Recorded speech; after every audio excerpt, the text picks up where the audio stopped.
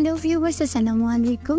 Welcome back to my channel Monbilashi রেসিপিতে। আজকে আমি দেখাবো কিভাবে আপনি একদমই বাজারের চড়া দামে যে আমরা চিপস কিনে থাকি সেই চিপসটা ঘরে বানাতে পারেন। আমার আজকে রেসিপি ক্রিসপি পটেটো চিপস। এটা কিন্তু খেতে ভীষণ মজাদার হয়, বাচ্চারা তো অনেক বেশি পছন্দ করে।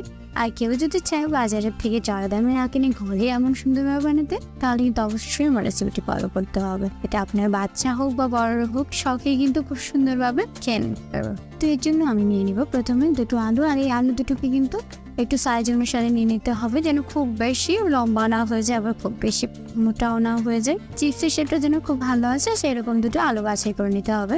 এরপর আমি আলু দুটোকে একটি কাটারের সাহায্যে খোসা ছাড়িয়ে নিব। তো খোসা ছাড়ানো হয়ে গেলে আলুর যে লম্বা মাথাটা থাকে সেই মাথাটাকে আমি চাকু দিয়ে কেটে নেব, কারণ ওইটুকুতে চিপসের শেপটা ভালো আসবে না। তারপরে আমি চিপস কাটার একটি মাছ নিয়ে এবার দেখতে পাচ্ছেন কীভাবে এক পাশ কেটে আবার অন্য পাশটাকে ঘুরে চিপসের একটি শেপ দিয়ে নেব। আপনারা একটু খেয়াল করলেই কিন্তু দেখতে পারবেন আমি আলুটাকে ঘুরিয়ে ঘুরে কিন্তু চিপসের শেপটা দিয়ে দিচ্ছি। তো এভাবে আমি কেটে নিয়েছি সবগুলো চিপস।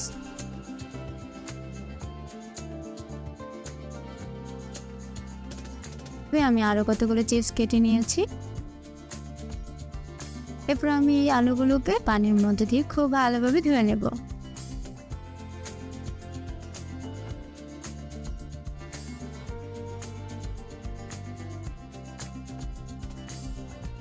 তো দেখতে পাচ্ছ আলুগুলো কিন্তু একদমই ধোয়া কমপ্লিট হয়ে গেছে। এবার আমি একটি ছাঁকনি দিয়ে এগুলোকে পানিটা ঝরিয়ে নিচ্ছি। একটু ভালোভাবে ছেঁকে নিতে হবে যেন পানিটা না থাকে। ধুয়ে পরিষ্কার করে এবার আমি চিপসগুলোকে একটি বড় পাত্রে নিয়ে নিচ্ছি এবং সবগুলো চিপসকে একটা একটা করে বিছিয়ে দিচ্ছি।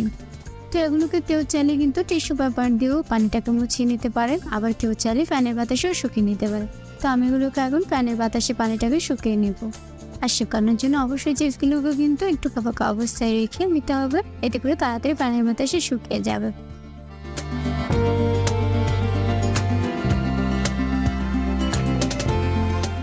এবার আলুগুলো থেকে কিন্তু দেখতেই পাচ্ছ পানিটা একদমই শুকিয়ে গেছে। আর এগুলো ফ্রাই করার জন্য আমি চুলায় একটি প্যান বসিয়ে তাতে পর্যাপ্ত পরিমাণে তেল দিয়ে দিচ্ছি। আর এবার তেলটাকে আমি হাই হিটে গরম করে নেব। আর অন্যদিকে আমি চিপসের মশলাটা আগে তৈরি করে নেব, কারণ চিপস গরম থাকা অবস্থায় মশলাটা দিতে হবে, না হলেও কিন্তু মশলাটা লাগবে না। আর সেই জন্য এখানে আমি একটি ম্যাজিক মশলা নিয়ে নিয়েছি, আর সাথে দিয়ে দিব অল্প কিছুটা শুকনো মরিচের গুঁড়ো, এবং সাথে দিয়ে দিচ্ছি অল্প কিছুটা বিট লবণ, আর দিয়ে দেবো স্বাদ মতো কিছুটা লবণ।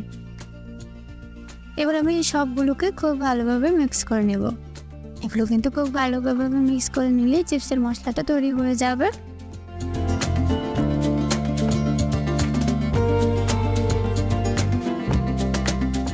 তো তৈরি হয়ে গেছে চিপসের মশলাটি, আর এদিকে কিন্তু তেলটাও গরম হয়ে গেছে। এবার আমি এই আলুগুলোকে একটি একটি করে দিয়ে দিব। আর এখন কিন্তু খুব ধৈর্য সহকারে ভেজে নিতে হবে, আর চুলার আঁচটাকে একদমই মিডিয়াম থেকে নিচে নামিয়ে নিতে হবে। আপনি যদি চিপসটাকে একদমই কুরকুরে বা মুচমুচে করতে চান তাহলে কিন্তু একটু ধৈর্য সহকারে ভাজতে হবে। খুব বেশি কিন্তু হিট দেওয়া যাবে না, তাহলে চিপসটা অল্পতেই পড়ে যাবে, ক্রিস্পিও হবে না। তাই একদমই লো আঁচে করে অনেকক্ষণ সময় নিয়ে চিপসটাকে উল্টে পাল্টে ক্রিস্পি করে ভেজে নিতে হবে। তো দেখতেই পাচ্ছ চিপসগুলো কিন্তু অলরেডি ভাজতে শুরু হয়ে গেছে।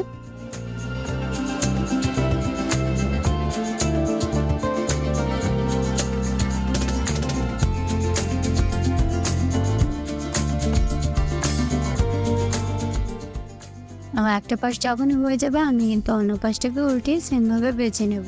এটাকে খুব বেশি কালার করা যাবে না, আর অনেক বেশিক্ষণ দেরি করাও যাবে না। কিছুক্ষণ পর পরে উল্টে পাল্টে কিন্তু ভেজে ক্রিস্পি করে নিতে হবে।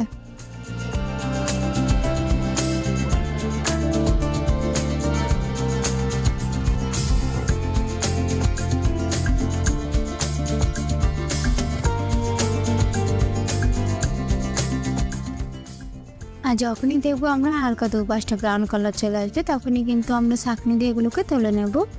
তো দেখতে পাচ্ছ আমি কিন্তু খুব বেশি কালার করে নিই চিপসগুলোতে, কারণ না এগুলো অনেক বেশি পাতলা হয়ে যায়। খুব বেশি কালার করতে গেলে কিন্তু এটা পড়ে যাবে।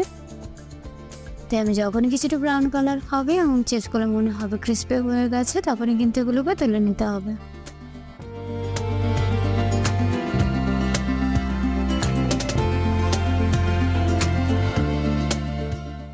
এবার আমি এগুলোকে তুলে নিচ্ছি এবং আরও কতগুলো চিপস এখানে সেমভাবে ভেজে নিচ্ছি। এবং সেগুলো যখন দেখো বাসটা সেমভাবে ব্রাউন কালার চলে আসবে তখনই কিন্তু আমি উল্টে পাল্টে এগুলোকে একটা চাকনি দিয়ে আবারও তুলে নেব।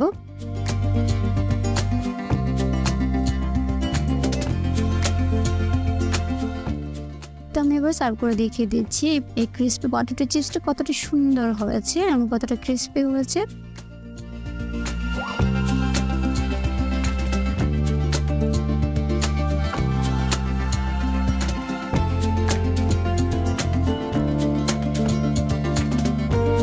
এটা কিন্তু ছোট বড় সবাই অনেক বেশি পছন্দ করে, আর এগুলো বাজারে কিন্তু খুবই চড়া দামে বিক্রি করা হয়।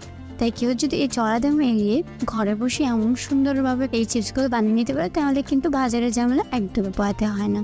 আর ছোটো বাচ্চারাও কিন্তু এটা খুব পছন্দ করে।